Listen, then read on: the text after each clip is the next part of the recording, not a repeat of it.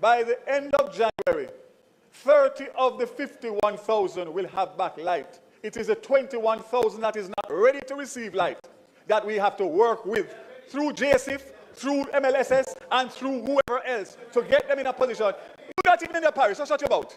You're in Clarendon, you have all of your light already. That's what you're about. So, Mr. Speaker, the member is misleading the House. 30,000 of the 51,000 will get back light. And the other 21,000 we will work with as quickly as possible. Minister. But it is beyond. Minister. It is. I'm on a point of order. He's already on a point of order. You sit He's down. already on a point You of sit order. down. He's already on a point of order. Madam, sit down. I am on a point of order. He's on a point of order. I'm not yielding. Order. And I'm He's not already. yielding. What is the what? I am on a point of order. He's already on a point of order.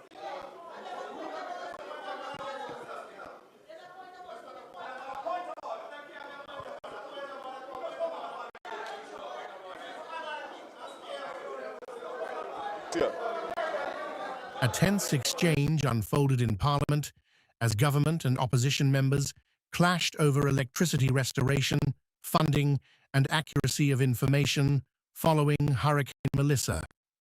Jamaica's Minister of Energy, Telecommunications and Transport, Mr. Daryl Vaz, MP, who also serves as Minister of Science, Energy and Technology, overseeing energy policy, infrastructure and telecommunications within, reported that 92 to 93% of customers had been restored and described Jamaica's response as best in class compared with regional standards, credited Jamaica Public Service, PS, government intervention and emergency financing for what he said was rapid national recovery. In response to Hurricane Melissa, Jamaica Public Service activated a best-in-class restoration model to systematically restore electricity nationwide. As a result, 491 of 542,000 customers who lost power have now been restored. Mr. Speaker, this means 92 to 93% of the customers have been restored in record time.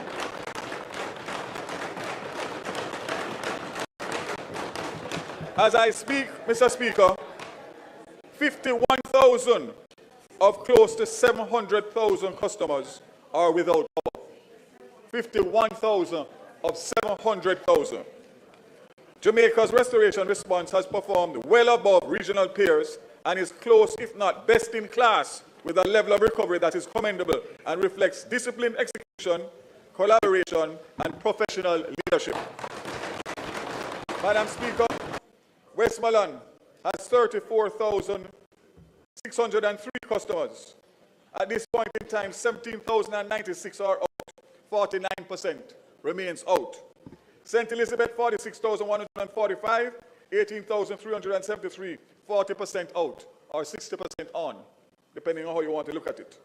Let me just pause to remind Jamaica and to remind my colleagues that in December, Westmoreland was at 18% restoration. That was the middle of December. We are now at the middle of January, and we are now at 49%. Hanover, 16,733, only 2,799 are out, 17% remain out. St. James, 62,455, only 8,287 remain out, 13% in the second city. And Trelawney, 21,019 customers, for which only 2,501, 12% remain out. Manchester, 49,438, 2,001, 4% remain out. And St. Anne, 47,334, 723 customers, 2%. The rest of the island has been fully restored in all other parishes. Minister Vaz stated that members of the opposition had opposed the financing approach used to support restoration. This prompted immediate objections. The opposition leader, Mr. Mark Golding, clarified that they never opposed providing funding to JPS. Their concern, he said, was that the Minister Vaz had earlier indicated restoration would cost a 350, 400 million, yet Parliament was later asked to approve only a $150 million loan without explanation of how the remaining funds would be sourced. Minister Vaz replied that the US $150 million was the only funding currently available and said there were no discussions about any other amounts. He added that if the opposition's position had prevailed, Jamaicans would still be without electricity, and used the phrase, because of their bad mind. What is even more interesting is that when I made a statement in this House, there were many on the opposite side that were totally against it, led by the leader of the opposition. And I can say happily that good sense has prevailed. Good sense has prevailed. Everybody is posting what their success is in Westmoreland and St. Elizabeth. Minister. Misleading it. Turn your mic on. The minister is misleading the House. The position of the opposition on that was that he had indicated that the necessary resources to restore the grid was $350 million US. And he came here to say that the government would be advancing essentially 100% of the cap bond proceeds to JPS as a loan, 150 million US, and he had nothing to say about the other 200, which he said was needed. And we were asking, how is it prudent to proceed in that way? He has flown off the handle, got extremely unpleasant about it, and has still not answered that question, incidentally. We were never against providing financing to JPS per se, but it was the absence of a proper coherent plan to fill a gap which he said existed. He said existed, and he has still not indicated what is the actual cost of restoring the grid. He has not said what the actual cost of restoring the grid is, but he's indicated that this 150 million seems to be adequate to do it. I don't know where the original 350 to 400 million dollars US, which was what was being touted back then. What is the story with that, Minister? Mr. Speaker, I would ask Hansard to be reviewed. When the statement was made that they were not in support of the $150 million until we knew where the rest of the money was coming, and therefore they did not want the $150 million to be dispersed so the people would get back light. The people want light. Mr. Speaker, let me put on record so I can done the argument once and for all. The $150 million that was asked for is the only thing that is on the table at this time to this government. We have no discussion or communication, verbal or written, about anything other than the $150 million to bring back light by the end of January. That is the situation as of now. So until something comes to me, there's nothing that I can tell. What I can say without fear of contradiction, that if we had followed them, we would still be waiting on light till the end of this year because of their bad mind.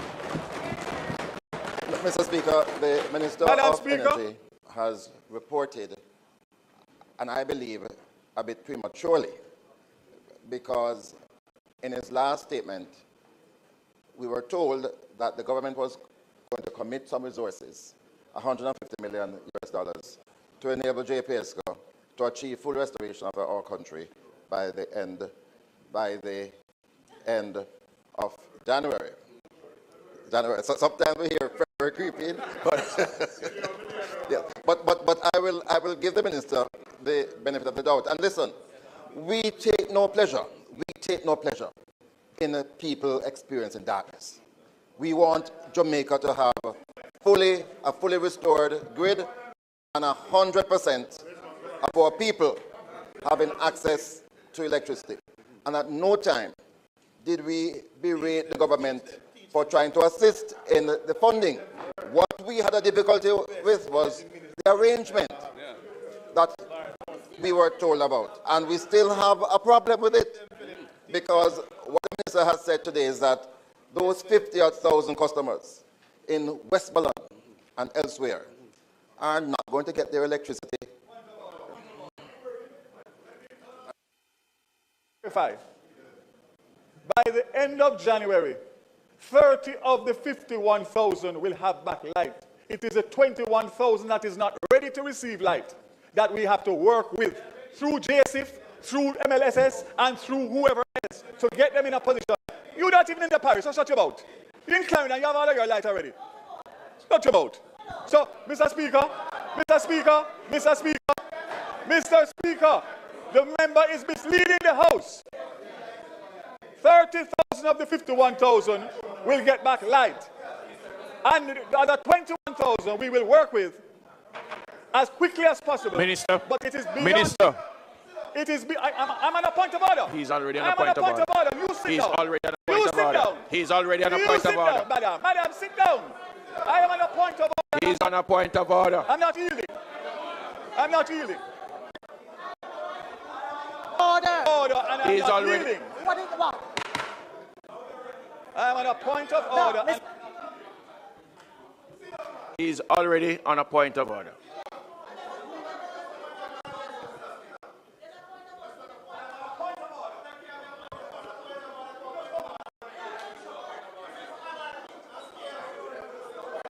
Yeah. You happy? You happy? You happy? You happy? Yeah, Mr. You happy? Yeah. Right, Mr. Speaker. Mr. Members. Speaker. Mr. Members. Speaker. Can you turn on my Members. mic? It's not on. It's right. Mr. Speaker. Let me just address the situation. There's a certain decorum that we are accustomed to in this House. And if we go outside of that, then there are rules and guidelines that we can use to bring it back. Do not allow us to go down that road. The minister rose on a point of order. The minister rose on a point of order. And you allow him to continue. If you continue to go down that road, then we will use the standing order accordingly. Continue, Mr. Minister. Turn the mic on. Thank you, Mr. Speaker. I will say it again for clarification. The 51,000 that are out as of now, 21,000 are not ready for electricity. We are going to use the rest of this month to work with the 30,000 customers who do not have light, who can be restored at the shortest possible time. What I am saying, to make it clear, is that we have no control over that 21,000. JPS can only move when the infrastructure is in place. And we're going to use JSIF, and we're going to use Ministry of Labour and Social Security, Ministry of Local, whichever government collaboration we can target that 21,000 in those 4 parishes. We will do so, our 5 parishes, Mr. Speaker. I thank you for your understanding, and I hope now that the matter has been cleared of the mischief and the misleading commentary. Member from Kingston, Eastern, and Port Royal. Okay. Mr. Speaker, the minister, while he was speaking, on the mic, officially, told us on this side to shut him out. And I heard nothing coming from you as Speaker of the House to call him to books. I believe that the uneven application of the rules is totally unacceptable. And this message to the students in the gallery is also one that is unacceptable.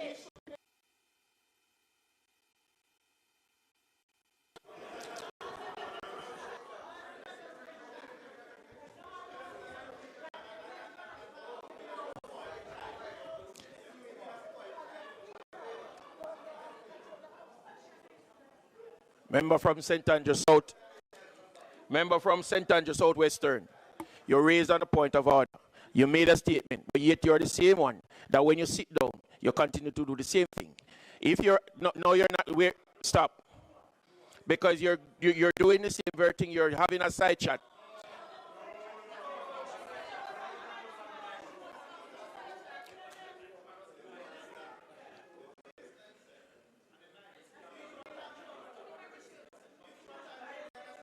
You notice I'm waiting for all of you to have your say? Because you do not have the floor and you continue to do the same thing.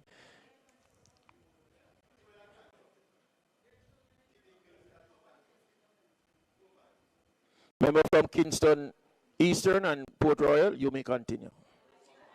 Order.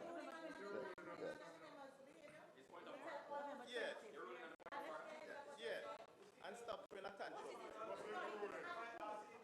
We leave tantrum to our children. You need to rule, though, you know. You can rule. We leave tantrum to our children. You can't just throw tantrum. Mr. Speaker, on the 25th of November, the minister had announced that for the provision of the $150 million, the government will be ensuring full restoration of electricity by January, February. I have a copy of the statement right here. It says full restoration. It says full restoration. January, February. So the question is, yes, the question is, are we on track to achieve that? Because the information that I have received, and we take no glee in this, is that we are not going to be able to get 100% restoration before April, based on what is necessary to carry out the so-called last restoration. So, Minister, I want to go back, therefore, to that discussion we had in Parliament on that day, when we were told that the full amount that it will cost the JPSCO to restore electricity was $350 million, US dollars. I think the country deserves an explanation.